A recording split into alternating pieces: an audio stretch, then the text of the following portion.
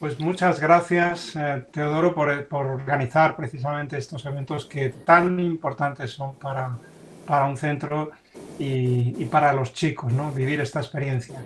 Muchísimas gracias, por supuesto, a Mónica, porque la disposición que muestras con nosotros es siempre encomiable. Y nada, decirles a los alumnos que Mónica es una europarlamentaria que defiende además los derechos de las minorías, de la igualdad, de la integración, y eso es un valor hoy día tan importante para nuestra sociedad, y por ello te damos las gracias, Mónica, como instituto, como país, por esa labor que realizas en el Parlamento Europeo. Hoy día creo que, fíjate, nosotros que somos un instituto, se llama así, Las Musas, si hablamos de los héroes, ¿quiénes son los héroes? Los mitos. Los héroes ya no existen, ¿no? En nuestra sociedad actual, y únicamente quedáis los políticos que defendéis esas causas que influyen en tantas personas, ¿no? Los héroes de la antigüedad, los Aquiles, han desaparecido y solamente quedan aquellos que pueden influir en tantos millones de personas, y sois vosotros. Así es que enhorabuena por la labor que realizas, porque desde aquí te aupamos a que continúes con ello, ¿no? Nada, agradecerte esta colaboración con los chicos y con un instituto público. Gracias, Mónica. Y enhorabuena, chicos. Pues, si os parece, comenzamos con el acto y nuestros moderadores, Rubén, del grupo pequeño de embajadores, Trini, del grupo grande, que nos alternamos en presencial y online, pues comienzan a realizar su función, ¿no? La dura función de moderar. La vacunación contra la COVID-19 se inició el 27 de diciembre de 2020 en toda la Unión Europea en un momento de unidad. Una vacuna segura y eficaz representa una salida duradera de la pandemia. La Comisión Europea ha trabajado incansablemente para conseguir dosis de vacunas y ha aprobado 2 vacunas contra la COVID-19, que tras ser evaluadas se han considerado seguras y eficaces. Las vacunas se están enviando a todos los países de la Unión Europea al mismo tiempo y en las mismas condiciones. De momento se vacunará a las personas incluidas en grupos prioritarios, como las personas mayores o los profesionales sanitarios, pero pronto habrá suficientes vacunas para toda la población de la Unión Europea. Una vez que haya suficientes personas vacunadas, podremos recuperar gradualmente la normalidad en nuestras vidas. Bueno, ahora te vamos a realizar unas preguntas y necesitamos que las respuestas sean breves y concisas. Después de un año de pandemia y tras la buena noticia de la llegada de vacunas, hemos asistido a un episodio de reducción en su ritmo de llegada y reparto. ¿Qué opinión tiene el Europarlamento sobre la labor que ha realizado la Comisión al respecto? Sobre todo teniendo en cuenta, al estar ahí, las esperanzas de solución al problema. ¿Se podrían tomar medidas frente a las farmacéuticas que incumplen los plazos de entrega? Sí. Perfecto. Bueno, primeramente, un honor recibir estas palabras del director, de José Antonio, y mucha fuerza en este periodo de recuperación. Creo que en esto efectivamente no hay héroes, sino que hay personas comprometidas y tenemos diferentes roles en la sociedad, pero nos necesitamos unos con otros para impulsar una agenda que no deje a nadie atrás, como bien expresa la Agenda 2030, pero que debe pasar de los dichos a los hechos, ¿no? Y nosotros quizás, ustedes como directores de un centro, directivos de un centro, formando personas, formando en valores a personas, y nosotros desde las instituciones, en este caso, en mi caso desde el Parlamento Europeo, que como sabéis muy bien, porque sois una escuela embajadora, es la única institución elegida democráticamente, por lo tanto no está puesto a dedo de nadie, sino que yo estoy aquí porque muchos de vosotros o sus padres me habéis votado, o habéis votado a otros representantes, pero habéis votado a este Parlamento, por lo tanto nos necesitamos mutuamente. Ustedes haciendo lo que hacen, nosotros desde las instituciones y también la sociedad civil, ¿no? Esto es una tarea muy incómoda muchas veces, con muchos enemigos, lamentablemente cada vez son más en Europa, pero que yo creo que si somos capaces de trabajar coordinados, trabajando, sabiendo el espacio de cada uno, respetando las instituciones, valorizando las instituciones, vamos a ser capaces de ir frenándolos y no caer en el mayor drama europeo, ¿no? Que fue aquella Segunda Guerra Mundial, y que haciendo comparaciones muchas veces vemos que los discursos de odio que van avanzando en esta sociedad no se difieren mucho de cómo empezaron, ¿no? En los años previos al nazismo y a todo el horror que se vivió en Europa. Bueno, yo el ámbito de las vacunas yo creo que tiene dos partes importantes de cuál enfocarlas, ¿no? Una es la parte hacia adentro, o sea, lo que tú te referías sobre la transparencia en los contratos, sobre la capacidad que tenemos como Unión Europea de poder hacer, y que se está demostrando que lo hemos tenido, ¿no? Una compra centralizada, en evitar el nacionalismo de las vacunas, ¿no? Y que cada estado pueda, con una postura nacionalista, poder comprar más que otras, etcétera, etcétera. Yo creo que esa es una gestión brillante que se ha hecho por la Comisión Europea de encaminarnos a una compra centralizada de vacunas, pero está claro que hubo errores, y hubo errores quizás porque igual que somos una gran institución normativa, la Comisión Europea nunca estuvo en estas lides, digamos, de negociar contratos puramente con farmacéuticas, ¿no? Está claro que hubo ciertos incumplimientos de contrato y que hubo ciertas expectativas creadas en base a la entrega de estas vacunas. No obstante, yo felicito y creo que no podemos desprestigiar toda la institución por errores que hubo, que el foco debería estar puesto en el incumplimiento de ciertas farmacéuticas, no en la Unión Europea, ¿no? Aunque, por supuesto, desde la Unión Europea quizás se podía haber sido más estricto en las condiciones contractuales. Por lo tanto, lo que se está exigiendo desde el Parlamento es la transparencia, o sea, que podamos acceder a los contratos, que se pueda ver todas las cláusulas. Y lo más importante, estas vacunas que ya han pasado la EMA, que han pasado el filtro, digamos, de la Agencia del Medicamento Europeo, fueron financiadas con dinero público, que esto es muy importante destacar. O sea, la exigencia en la transparencia, la exigencia viene dada porque no han invertido solamente con dinero público, con dinero privado, sino que han tenido acceso a dinero público y cantidades muy, muy, muy elevadas, ¿no? Por lo tanto, esa es la exigencia en la transparencia. Yo creo que las expectativas de estar vacunados el 70% de la población europea de los 27 Estados miembros antes del verano viene a reforzar de que fue positivo afrontar esta compra centralizada y este reparto gestionado desde la Comisión Europea, ¿no? De la otra forma estaríamos ya peleándonos y habría una brecha más en Europa acerca del acceso a las vacunas. Y el otro enfoque que quería darle es el enfoque de qué responsabilidad tenemos en Europa como actores globales en la entrega y el acceso de las vacunas a los países en desarrollo, ¿no?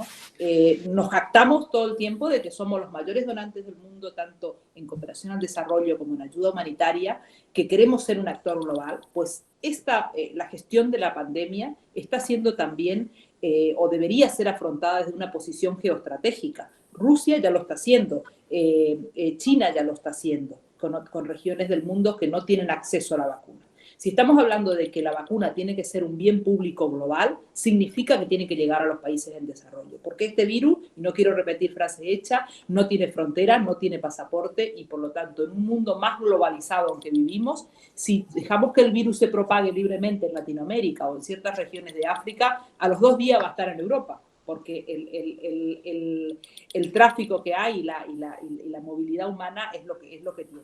Por lo tanto, si te parece, la primera pregunta iba más orientada a las garantías dentro de la Unión Europea. Yo creo que se está haciendo lo correcto, que hay que focalizar en la responsabilidad de las farmacéuticas, y quizás los retos por delante son lo de crear licencias obligatorias, que es una capacidad que tienen los estados para dar licencias obligatorias en un caso extremo como el que es esta pandemia. Y el segundo, la posición de la Unión Europea ante la Organización Mundial del Comercio el próximo 10 de marzo en apostar una negociación que permita la flexibilización de los derechos de propiedad intelectual. Estos son los retos que hay por el futuro, licencias obligatorias y la flexibilización de la propiedad intelectual. El Parlamento Europeo es verdad que no tiene un posicionamiento claro sobre esto, el tema está en debate, seguramente en el próximo pleno volveremos a incluir otro tema, no hay un posicionamiento todavía claro, sabés que también aquí corren mucho en juego los intereses de los estados que obviamente no quieren o son reacios a liberalizar una patente, ¿no? Y el posicionamiento creo ahora que no podría decirte que esté claro del Parlamento, pero somos muchos y muchas diputadas las que avanzamos por esa vía, ¿no? Licencias obligatorias y flexibilización de propiedad intelectual. ¿Para qué? Para que haya más productores de vacunas. Eso de cara hacia adentro, ¿no? Y si quieres dejamos para otra pregunta lo que es el impacto que va a tener en nuestro posicionamiento como actores globales en que la vacuna llegue a los países en desarrollo. Bueno, yo soy Marta. ¿Qué opinas de la existencia de un carnet de vacunación y sobre sus posibles consecuencias? Bueno, a mí a priori, esto es una opinión personal, como digo, el Parlamento no ha tomado resolución todavía sobre el carnet de vacunación, por así decirlo, o el pasaporte de vacunación. Hay posiciones encontradas también en el Consejo. Yo a priori no soy, digamos, amiga o no soy de que uno lleve una identificación de algo, ¿no? Porque también estigmatiza a los colectivos que no han podido acceder todavía a esa, o a las personas que no han podido acceder a esa vacunación, ¿no? Por lo tanto, no soy amiga de crear un pasaporte de vacunación, ¿no?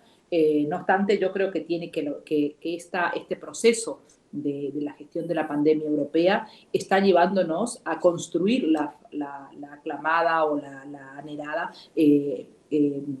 política europea de sanidad, ¿no? La Unión Sanitaria Europea. Por lo tanto, estos son los temas que están en debate ahora mismo y que necesitarán el consenso para crear ese otro anillo más que necesitamos. Tenemos uniones en muchas cosas, también necesitamos la unión sanitaria. Y esto debería estar regulado también para prepararnos para futuras pandemias que van muy unido al cambio climático también, ¿no? Esto no es una pandemia que va a crear un antes y un después también en la construcción europea. Bueno, yo tengo otra pregunta que es si tiene algún plan previsto de ayuda a la Unión Europea con la vacunación a países con menos grados de desarrollo. Bueno, pues ahí me das mucha oportunidad para poder expresar lo que me gusta y lo que llevo trabajando en todos estos meses, que es la responsabilidad como actor global mundial que somos la Unión Europea en lo que tiene que ver con las políticas de desarrollo y de ayuda humanitaria, ¿no? Como digo, somos los mayores donantes del mundo, tanto si sumamos las partidas de la cooperación, la ayuda oficial al desarrollo de los 27 Estados miembros, más las partidas destinadas por la propia Unión Europea, no hay ninguna otra región en el mundo que nos supere. Pero con implantaciones en diferentes y liderazgo en diferentes regiones del mundo, como es Latinoamérica. Está claro que el foco ahora de la ayuda internacional está puesto en África y por eso tenemos una estrategia de África que se va a votar próximamente en el Parlamento y está puesto todo el foco en África para combatir de alguna forma el hambre y evitar la migración que se está cobrando muchas vidas, como sabéis, en el Mediterráneo. A ver, yo creo que lo que decía, si queremos que la vacuna sea un bien público global, que es de alguna forma desde las familias progresistas lo que estamos impulsando, de que esto no sea un privilegio para las regiones más ricas del mundo, que no sea un privilegio para los países que puedan acceder. Creo que es de público conocimiento lo que está pasando, la brecha que está creando Israel, por ejemplo, que es el país en el mundo que más vacunas lleva. Si miras los datos de este lunes, del día 15, veía que Israel fue capaz de vacunar al 30% ya de su población.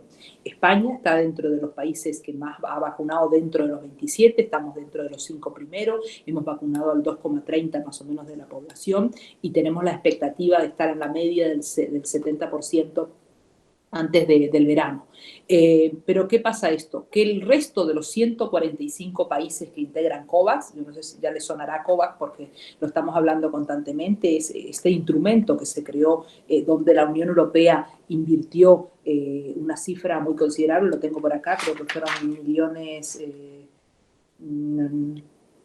853 millones de euros, invirtió en COVAX. COVAX está formado por los 27 Estados miembros europeos, pero además 145 países, entre los que fundamentalmente están países de renta media y renta baja. Los datos que dispongo yo en mi despacho, que nos ha llegado por parte de la Comisión, es que el resto de los 145 países de Estados que integran COVAX, para el verano del 2021 van a poder vacunar solo el 3,3% de su población. Esto está creando una nueva brecha de las ya existentes, ¿no? De las que ya sabemos que existen en África, que existen en varias regiones de Latinoamérica. Mientras Europa se está planteando tener la expectativa del 70%, en estas regiones del mundo estamos hablando del 3,3%, por lo tanto va a seguir muriendo gente. Por lo tanto, es verdad que felicitamos que la Unión Europea haya tomado una iniciativa de crear un mecanismo propio, está en ello, todavía no lo han presentado, un mecanismo propio para donar a través de COVAX parte de las 2.300.000 dosis que se ha comprado, pero creemos que es insuficiente. Está claro que solo la Unión Europea no puede afrontar este reto, ¿no? Que necesita de otras instituciones como Banco Mundial, como otras regiones que ya lo están haciendo. Pero aquí me gustaría apuntarte algo que creo que si hablamos con cabezas pensantes como son las vuestras, lo entenderéis. Aquí se abre de nuevo, y no me gustaría llamar una nueva guerra fría, que sería muy extremo, ¿no? Pero se abre la necesidad de dotarnos también de una estrategia geopolítica en la gestión internacional de solidaridad con las vacunas, ¿no? Rusia y China ya lo están haciendo. Muchos de los países latinoamericanos, con ideologías mucho más, obviamente, cercanas a la izquierda, mucho más comprometidos ya están recibiendo donación de vacunas rusas, la famosa Sputnik, que todos los conoceréis, y mientras tanto nuestro sistema COVAX todavía no termina de arrancar, ¿no? Es verdad que se ha comprometido que en este mes llegarían las primeras dosis, pero estamos hablando que muchos de esta población le va a llegar recién en el 2022. Por lo tanto, va a pasar un año de que en Europa ya vamos a tener una cierta inmunidad de rebaño para que los otros accedan. Por lo tanto, creo que urge también acompañar a este mecanismo que está conformando ahora la Comisión y que entiendo que lo va a presentar dentro de unos días para la gestión a través de Team Europe, que es el equipo, digamos, de solidaridad que se ha formado, para que nadie de los 27 pueda decir yo soy más solidario en la gestión de vacunas, o no, España ha donado tanto, de Rusia, Eslovenia no, intentamos que sea el Team Europe el que lo haga. No obstante, yo sí que me gustaría sacar pecho del gobierno español, que fue el primero en sacar un plan solidario de vacunas. Ese plan ya está publicado por el gobierno y está comprometido de las que le correspondían a España un porcentaje de donación. El plan es público, lo podéis ver en la web y habla fundamentalmente o prioriza a los países de renta media. Si queréis otro día hacemos un debate sobre por qué hay que ayudar a los países de renta media, que no son susceptibles de la ayuda oficial al desarrollo, porque se entienden de que ya tienen unos niveles de renta que deberían arreglárselas solitos, ¿no? Yo creo que es muy positivo de que España siga trabajando con países de renta media y que en este plan solidario de vacunación que ha publicado el Ministerio de Exteriores sea uno de los primeros en Europa. Pero está claro, y defiendo de que no tenga que hacerse país, que la solidaridad de las vacunas no tiene que recaer país por país. Y por eso apoyamos de que se haga a través de Team Europe. Lo que le pedimos es serenidad, dado que otras regiones del mundo, como China o Rusia, lo están haciendo ya de forma mucho más directa. Gracias. Y mi otra pregunta es que hay países como Hungría que han adoptado una estrategia que se desmarca de la acción común, comprando vacunas como la rusa, y también se desmarcan de valores de la Unión Europea como sería la democracia.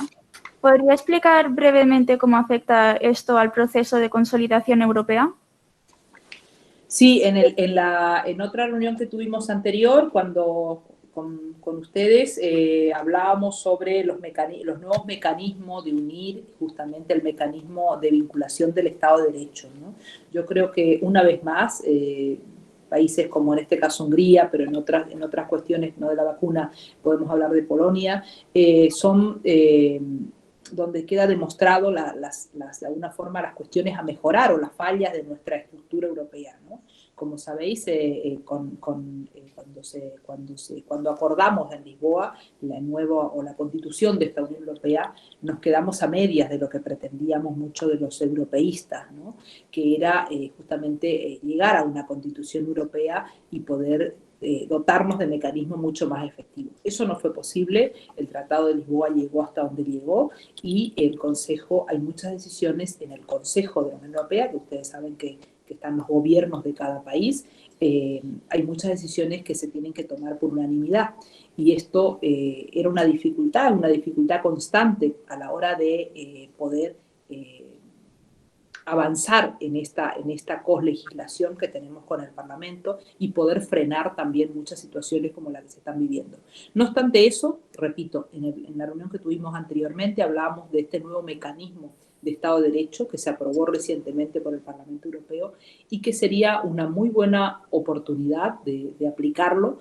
El nuevo mecanismo de Estado de Derecho significa de que los dineros europeos, los dineros de desarrollo regional, de desarrollo, los dineros que van de Europa para nivelar a todas las regiones de Europa, tienen que ir de la mano o pueden ser bloqueados si un Estado no cumple con las reglas del Estado de Derecho, ¿no?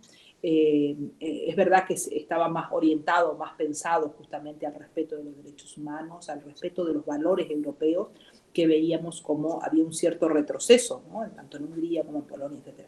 Pero este caso de las vacunas y este salirse de la estrategia general de la Comisión podía dar derecho a que ese mecanismo se aplicase, ¿no?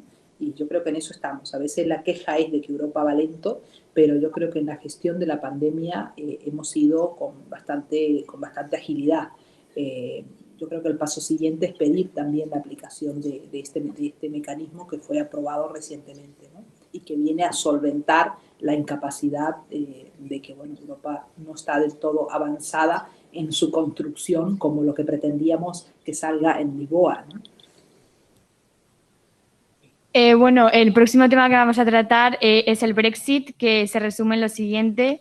El 29 de marzo de 2017, el Reino Unido notificó oficialmente al Consejo Europeo su intención de abandonar la Unión Europea. Abandonó la Unión Europea el 31 de enero de 2020, cuando entró en vigor el acuerdo de retirada, pasando a ser un tercer país y comenzaron las negociaciones sobre la futura asociación entre la Unión Europea y el Reino Unido. En diciembre de 2020, el último día de este difícil año, se produjo una separación después de 43 años de unión. Hola, soy Gema y esta es mi pregunta. Después de materializarse la salida del Reino Unido de la Unión desde el Europarlamento, ¿cómo viste la despedida de los compañeros eurodiputados británicos y qué ha sido de los escaños del Parlamento que ocupaban? ¿Ha habido algún reemplazo? Y si es así, ¿quiénes han ocupado esos lugares?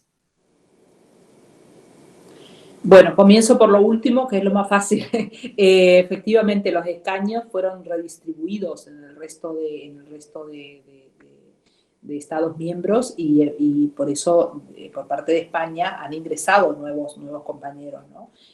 Verdad que este reparto se establece por la ley DONT, que ustedes deben conocer, que es por lo mismo que somos elegidos eurodiputados y por lo tanto desde la consumación del Brexit desde enero del año pasado están en el Parlamento Europeo más diputados que los que a priori habían sido elegidos en mayo del 2019.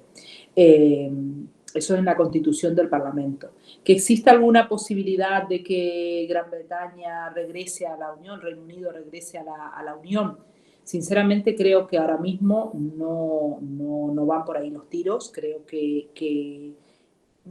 pero que la salida del Reino Unido ha puesto en juego, ha puesto en jaque la construcción europea, ¿no? Y creo que hemos resistido muy bien y que esta pandemia también nos ha reforzado como construcción europea porque a diferencia de la crisis anterior del 2008, creo que Europa sí ha estado, no quizás todo lo que pretendíamos, no quizás todo lo ágil que, pero sí ha estado a la altura con la respuesta de ir uniendo más eslabones a esta, no solamente con la unión sanitaria y la gestión, que al principio de la pandemia veíamos, por ejemplo, como que se disparaba, que un país acaparaba mascarillas, que otro país acaparaba insumos, que eso se cortó, y se cortó justamente por un liderazgo europeo, ¿no? Por decir, aquí nadie compra una sola mascarilla separada del resto de los 26, ¿no?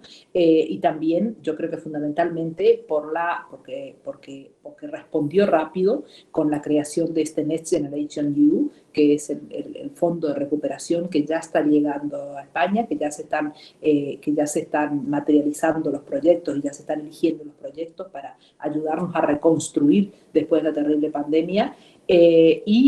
Porque fundamentalmente este Next Generation EU, este fondo de recuperación, se va a financiar, por una parte, con nuevos impuestos europeos, como es el impuesto al plástico, como es el impuesto al control de carbono en fronteras, o a las tasas digitales, que es lo que más rápido debería ir, pero que es lo más difícil, ¿no? Porque hay muchos intereses en juego, pero también fundamentalmente se va a financiar con el endeudamiento común, ¿no? Es la primera vez en la historia europea que nos vamos a endeudar de forma conjunta.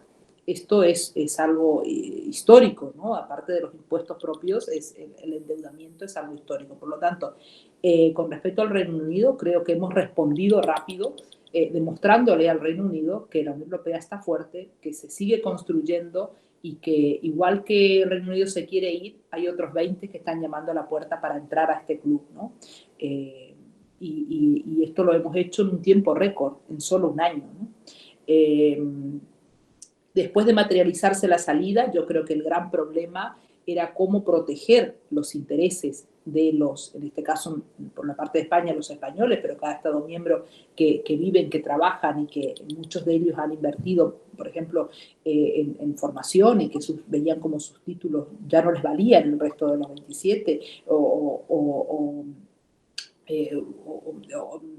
en el caso al revés, ¿no? De cómo garantizaban la calidad de vida, las inversiones de los británicos que vivían en nuestro territorio. Yo creo que fue un proceso de negociación muy duro, que acabó el día 31 de diciembre, en plenas Navidades, y que la última presión que tuvo Reino Unido con nosotros fue el acuerdo de pesca, sabiendo que muchos de nuestros barcos, de nuestros intereses pesqueros, estaban controlados de alguna forma en aguas que la maneja el Reino Unido. Por ejemplo, lo de Malvinas en el sur de la Patagonia argentina-chilena. Por lo tanto, creo que fue el último coletazo de presión que tuvo el Reino Unido con la Unión. Afortunadamente, el acuerdo que se logró del Brexit no fue todo lo exitoso que se quería, pero hay un marco de convivencia, hay un marco de unas garantías mínimas para los que no han elegido ese trabajo, pero les toca entrar y salir constantemente. Vimos las colas de los camiones en el Canal de la Mancha los días de Navidad, las penurias que pasan las personas que trabajan, por ejemplo, en logística, y creo que se ha llegado a un acuerdo posible, que no digo que sea el mejor, pero para garantizar los derechos de las personas que viven en el Reino Unido y que son del resto de los 27 Estados miembros, o los derechos de los británicos en territorio del resto de los 27. No sé si he podido responder, pero al menos es mi opinión. Sí, gracias. Hola, yo soy Marina y esta es mi pregunta. Uno de los aspectos del Brexit ha sido la cuestión de los nacionalismos. ¿Cuál es tu opinión sobre el aumento de este tipo de ideologías, sobre todo ahora que parece a veces que se adoptan medidas de corte nacional y a veces poco solidarias? Sí, está claro que esta pandemia está poniendo en jaque al multilateralismo, está poniendo en jaque a la visión global y el afrontar los problemas de forma global. pero también está poniendo en jaque, digo, porque afloran, y lo vimos desde el primer momento, por ejemplo, con el acaparamiento de mascarillas por parte de un Estado miembro o de otro, lo vemos ahora con la gestión de las vacunas, por ejemplo, que Israel ya haya podido pagar más porque tienen más recursos, hayan podido hacer una compra bilateral masiva y tener el 30% de la población, mientras que se desentiende de Palestina, que todavía no ha llegado una sola vacuna. Vemos que justamente esta pandemia está aflorando los nacionalismos, pero también yo creo que hay que apostar, o al menos mi posición de defensa de las instituciones, ¿no? Yo creo que la Organización Mundial del Comercio, la Organización Mundial de la Salud, las grandes agencias de Naciones Unidas, es el momento de que actúen. La Unión Europea, por supuesto, como un actor global también, pero creo que la Unión Europea mostró fortalezas en gestionar esto de forma conjunta, ¿no? Con la compra masiva de vacunas es un gran ejemplo, con las críticas que tiene, por supuesto, en la negociación y en el no cumplimiento de las farmacéuticas, pero mostró fortaleza en esta gestión conjunta, ¿no? Y evitar justamente el nacionalismo de las vacunas. Pero está claro que esto no va a acabar todavía tan rápido y de que tenemos que estar combativos y ir dotándonos también de reglas de convivencia cada vez más hilando más fino en los diferentes Estados miembros, e ir apurándonos en los Estados miembros a transponer todas estas directivas que todavía no están traspuestas. Respecto al tema de Rusia y la represión de la oposición, la Unión Europea muestra entre sus valores fundacionales y fundamentales, y eso nos dicen los profesores, y en todos los lados nos encontramos sobre ese tema. El respeto a los derechos humanos y la práctica de la democracia. En los últimos meses hemos visto en la prensa un intento de asesinato a un opositor en Rusia. E incluso hace unos años un cambio en el mapa con una invasión de un territorio de una nación soberana como Ucrania. Bueno, soy Adrián y en primer lugar, ¿puedes hablarnos brevemente de la relación actual entre Rusia y la Unión Europea? Y relacionado con ello, ¿qué posibilidades hay de un ingreso futuro de Rusia en la Unión Europea, aunque sea a muy largo plazo? Bueno, primero en esto me vas a pillar un poco porque yo no soy experta en temas internacionales. Si quieres, nos emplazamos a un debate propio sobre temas más de política internacional con los compañeros de AFET. Como sabes, yo estoy en DEVE, que es Cooperación al Desarrollo, y fondos regionales en REGI. Por lo tanto, sí que me gustaría, para no crear falsas expectativas, poneros en contacto con los compañeros que trabajan en política internacional. Mi conocimiento es muy por encima. No obstante, creo que obviamente después del escenario geopolítico de una guerra fría y el nacimiento de la Unión Europea, el gran desafío de la Unión Europea es reforzar su política de defensa común, ¿no? Sabemos que ya existe un mecanismo que es la política de defensa común, pero todavía está de alguna forma en pañales, por así decirlo, ¿no? Todavía no arranca al modo que se le espera.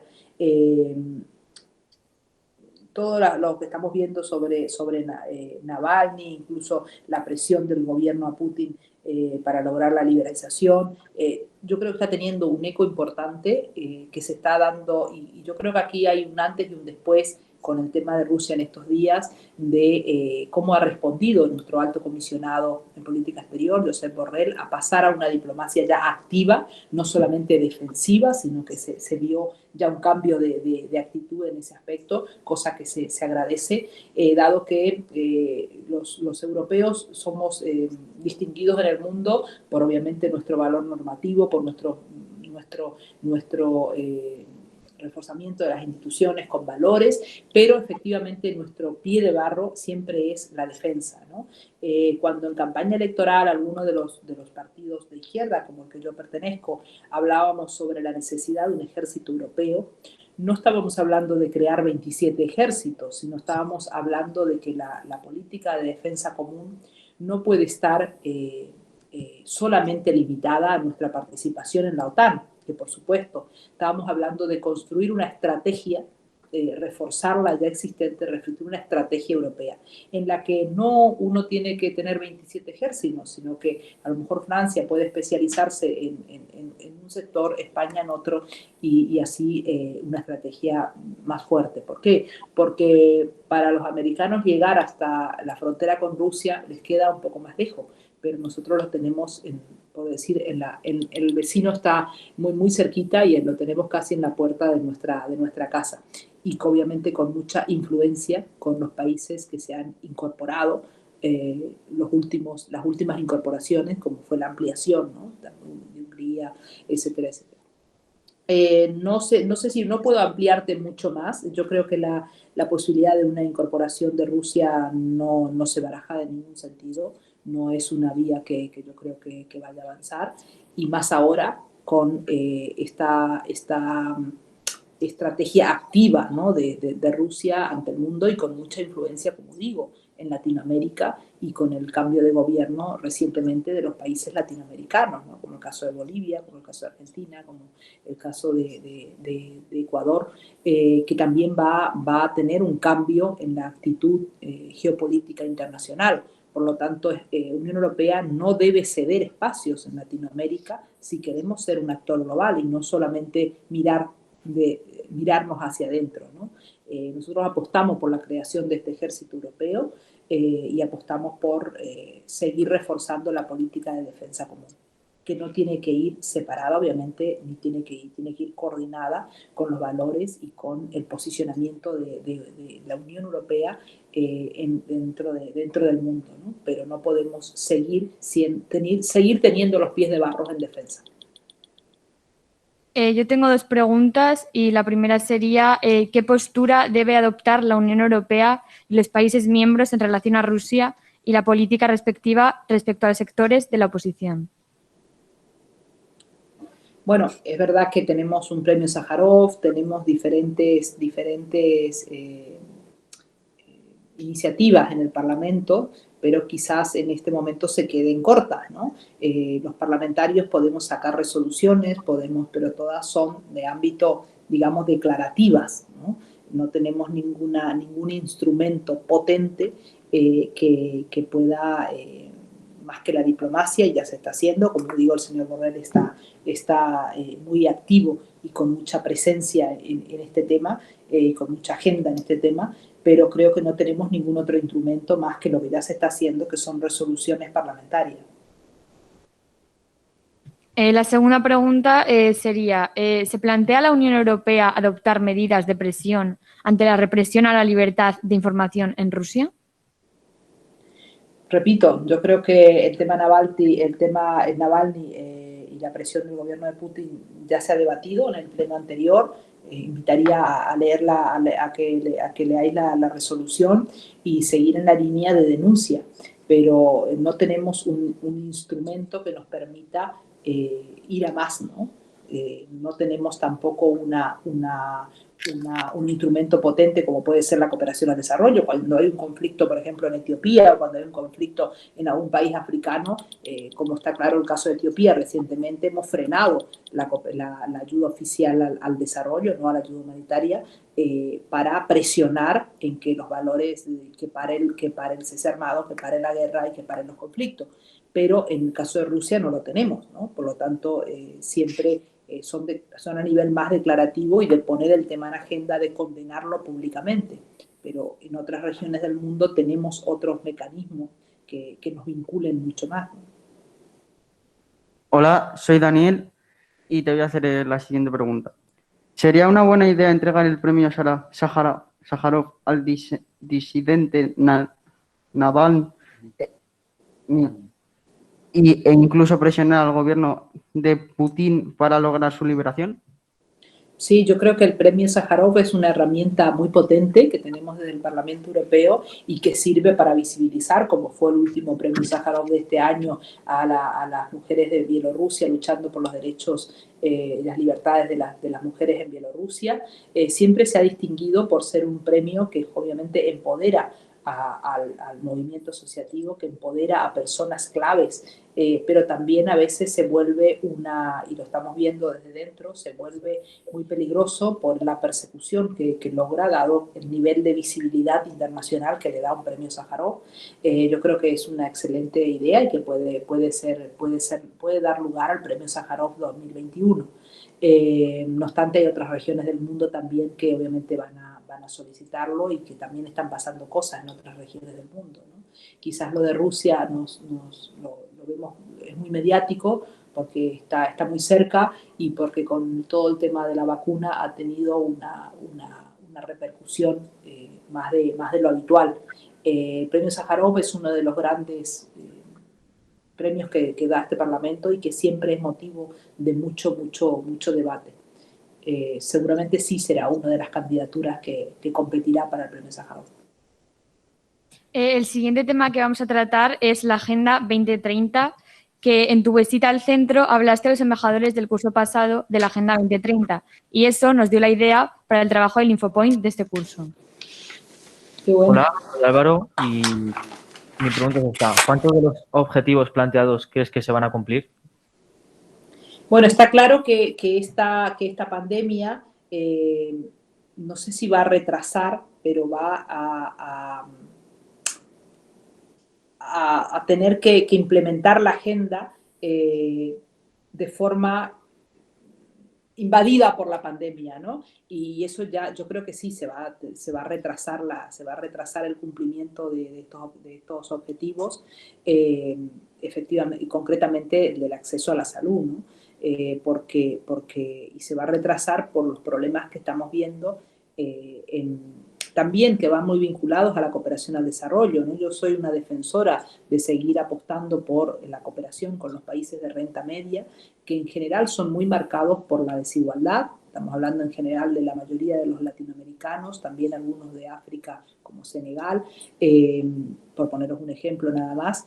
Pero efectivamente el cumplimiento de la Agenda 2030, si seguimos priorizando la ayuda oficial al desarrollo a través de la adaptabilidad, que es el concepto que utiliza la OCDE para, digamos, cribar a los países que pueden o no ser susceptibles. Un segundo que corto una llamada.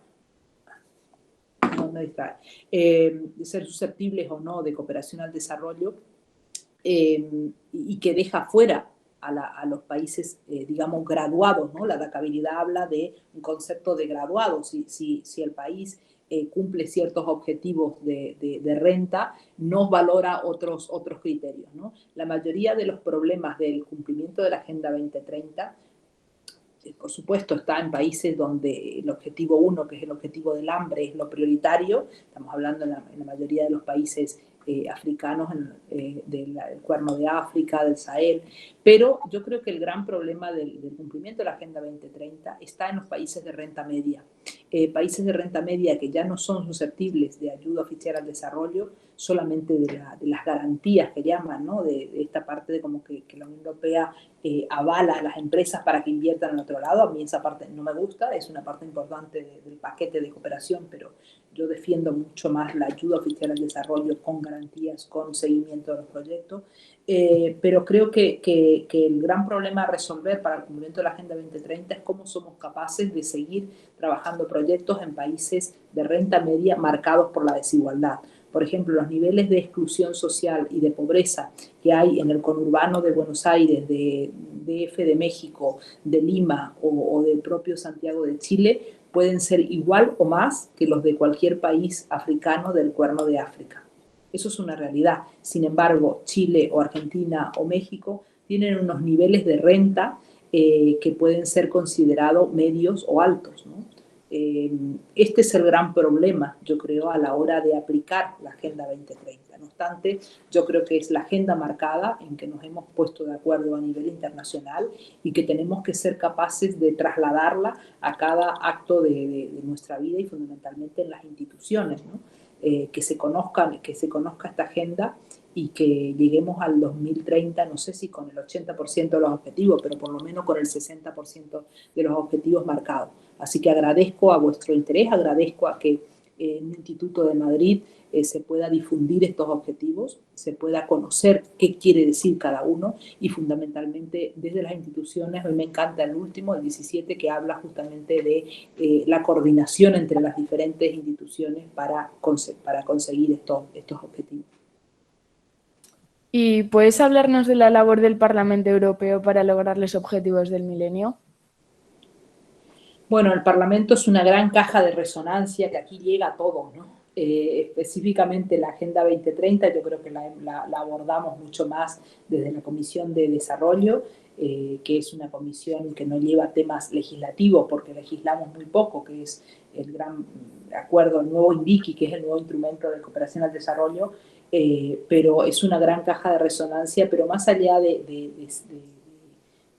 trabajo que se haga en DEVE, yo creo que lo importante de la función del Parlamento es que cualquier iniciativa, cualquier resolución que salga, se intente meter la transversalidad, ¿no? Hacer siempre referencia a qué objetivo estamos pretendiendo cumplir o alcanzar con una determinada. Por ejemplo, la labor del Parlamento importantísima en la consecución de la Agenda 2030 y de los objetivos del milenio fue el de haber declarado la emergencia climática y el haber apostado firmemente en su política por el Green Deal. El Green Deal tiene una connotación o tiene un necesario desarrollo también internacional, ¿no? ¿Qué estamos haciendo no solamente para consumir menos plásticos, para tener una política sostenible dentro de la Unión Europea, para rebajar los niveles de carbono, sino también lo que yo defiendo es que tenemos que ser capaces de que este Green Deal tenga una dimensión exterior y tenga una dimensión exterior con el cambio climático y cómo está afectando a las personas el cambio climático más allá de nuestras fronteras, ¿no?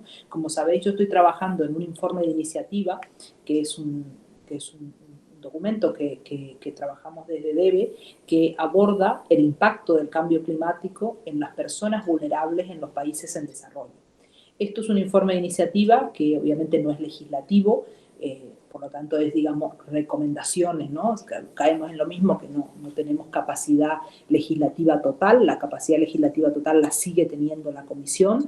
Esto también quedó a medias con el Tratado de Lisboa, que a los que les guste la construcción europea, yo creo que debéis estudiar por ahí, afianzar los conocimientos en qué nos quedó pendiente con el Tratado de Lisboa y que no alcanzamos a esta Constitución Europea y por lo tanto quizás tenga que dar lugar a un nuevo tratado donde se pueda cimentar mucho más la labor. No obstante, en Lisboa yo creo que se reforzó mucho el papel del Parlamento como colegisladores con el Consejo y volviendo al trabajo que estoy haciendo dentro de este informe de iniciativa que se va a votar el día 25, la semana que viene, en la Comisión y creemos que va a llegar al Pleno en el mes de marzo o más tardar abril. Sí nos gustaría, si ustedes tienen a bien, hacer un monográfico de este informe, porque tiene que ver con el Green Deal, tiene que ver con la dimensión exterior del Green Deal y cómo somos capaces de cumplir con la Agenda 2030, con los compromisos de sostenibilidad, pero también de inclusión social, a través de la política exterior de la Unión Europea. La política exterior que tiene muchas cantidades de dinero y que tiene fundamentalmente un instrumento muy potente de cooperación al desarrollo, que es lo que trabajamos en DEVE, que es el INDICI. Tiene un nombre muy largo, es una sigla en inglés, pero es el nuevo instrumento de cooperación y vecindad, que viene a refundar todos los documentos anteriores. En legislaturas anteriores había un instrumento para Latinoamérica, un instrumento para África. Ahora mismo hay un solo instrumento muy potente con regiones en el mundo a las que se atiende, pero sin asignar de alguna forma partidas concretas, sino que es mucho más flexible. Esto, como digo, son lenguajes muy técnicos. Si queréis y a algunos les gusta la cooperación, podemos hacer un monográfico otro día, pero quiero que quedáis con el dato de que efectivamente el Parlamento Europeo está comprometido con la transversalidad a la hora de incorporar los objetivos del milenio y la Agenda 2030 en todas las resoluciones que se emiten, y que en concreto yo creo que el gran paso o la gran medida que se puede vender del Parlamento fue haber declarado la emergencia climática en diciembre del año 2019 en la Unión Europea, apostar por el Green Deal y todas esas otras 50 medidas, como por ejemplo la estrategia de biodiversidad, la estrategia el plan de economía circular, etc. Todo son una serie de estrategias unidas que vienen incorporadas en este Green Deal, ¿no? Que es de alguna forma el mecanismo potente, pero que quedaría cojo si no desarrollamos el Green Deal en una dimensión exterior, ¿no? Entonces yo creo que hay que unir mucho el trabajo que se hace en el Parlamento de seguimiento de los objetivos del milenio con esta gran apuesta por el Green Deal. Muy bien, pues gracias, Mónica. Sabemos que en unos minutos tienes otro compromiso, así habíamos hablado con Isabel. Estos son los temas fundamentales sobre los que nosotros hemos trabajado desde la semana pasada, que acordamos la fecha. ¿Había algún otro tema y demás? Yo no sé si ahora pues darle la palabra a los chicos por si quieren comentar algo, hacerte alguna última pregunta muy rápida. Terminamos 6:10. Sí te decirte que recogemos el guante de ese monográfico que haremos o ese estudio en la clase sobre el tema de la emergencia climática y el trabajo en el que está realizando, sobre todo teniendo en cuenta que nuestra labor, por ejemplo, en el instituto es cada cierto tiempo ir mostrando la importancia de los objetivos. Por ejemplo, no sé, habéis estado, tú que nos sigues en las redes sociales, habrás visto que hemos ido colgando unos vídeos sobre el Día de la Niña y la Mujer en la Ciencia. La semana pasada era el 11 de febrero y los chicos pues destacaron el objetivo de fomento de la educación. Bueno, pues cuando se acerque el 20 de marzo, el Día del Clima, trabajaremos ese tema, yo creo, ¿no? Se me ha ocurrido ahora y bueno, profundizaremos e intentaremos mostrar en el instituto algo, si podemos tener ya ese documento preparado o si no, en otro momento lo haremos. Y te agradecemos mucho pues tu participación, ¿vale? Muy bien, muchas gracias José Antonio, Teodoro y todo el equipo de profesores. Un fuerte abrazo. Muchas gracias a ti por esta ayuda y esta colaboración con nosotros y el ofrecimiento también a otros europarlamentarios para que puedan ellos. Solamente quería decirte a propósito de esto que has hablado del clima, nosotros tenemos un proyecto que fíjate con Repsol para la instalación de más de 200 placas solares en el instituto, en los tejados, y es un proyecto que generaría una energía limpia y podríamos incluso distribuir esa energía a los barrios, a las casas de los que están en el entorno del instituto. El acuerdo ya lo tenemos con Solpo, pero ahora para que veas lo que es la realidad, al final chocamos con la administración, porque el acuerdo que quiero firmar es de 15 años con Repsol, pero la Consejería de la Comunidad de Madrid me impide firmar un acuerdo por más de esos 15 años, dicen que es mucho. Entonces me encuentro atado porque Repsol lógicamente quiere hacer inversión muy fuerte, sería totalmente gratuita para el instituto, pero ese periodo de 15 años que ellos exigen tener las placas solares en los tejados, no lo admite la Consejería, no lo admite la Comunidad de Madrid, con lo cual de los alumnos del centro por incentivar la energía eléctrica, la energía solar, pero al final cuestiones tan burocráticas como que un director no puede firmar ese acuerdo, pues nos impiden llevar a cabo proyectos de esta magnitud. Pero no tengo yo capacidad para firmar un acuerdo de 15 años, pero a continuación le dices a la consejería, fírmalos tú, pero tampoco lo firman y así estamos. Tremendo.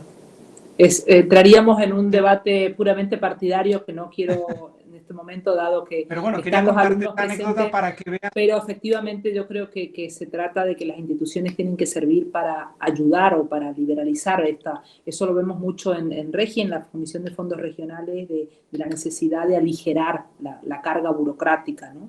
Y poder ser más eficaz y más eficiente.